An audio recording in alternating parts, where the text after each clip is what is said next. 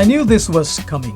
We've been talking about companion robots for months. The elderly, the lonely, the possibilities. It all felt abstract, distant, fascinating even. But when I watched UBTech unveil their U1 hyperbionic robots in Shenzhen on June 30, something shifted, and I'm not quite sure how to feel about it. Let me back up. A few months ago, I came across a project called Origin F1, emotionally expressive robot heads by a head form that could mimic human facial movements. It was impressive.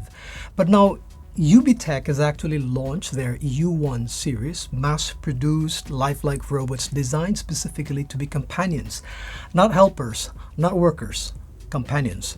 And over 13,360 people have already placed orders. Big number.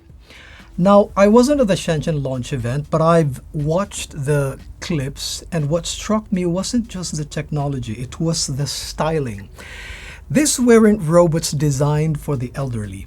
They were young, fashionable, carefully styled, clearly aimed at a younger demographic.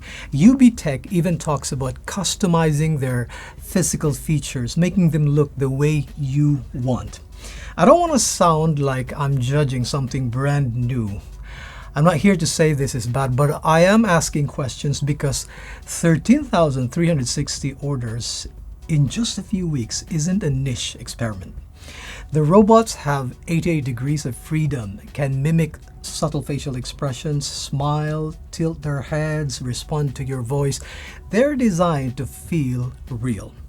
What happens to someone who is already vulnerable, already lonely, already struggling, when they start relying on a machine that never argues, never disappoints, never leaves? Human relationships are messy, we all know that. They require compromises, patience, the ability to handle friction. They hurt sometimes, but that friction is also what teaches us, what grows us. If we replace that with something that always agrees, always listens, always looks perfect, do we risk losing our capacity for real connection? I honestly don't know.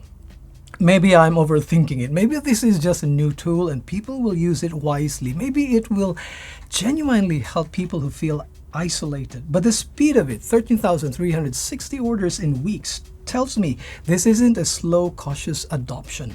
Are people hungry for this? And if so, that hunger makes me wonder, are we solving loneliness?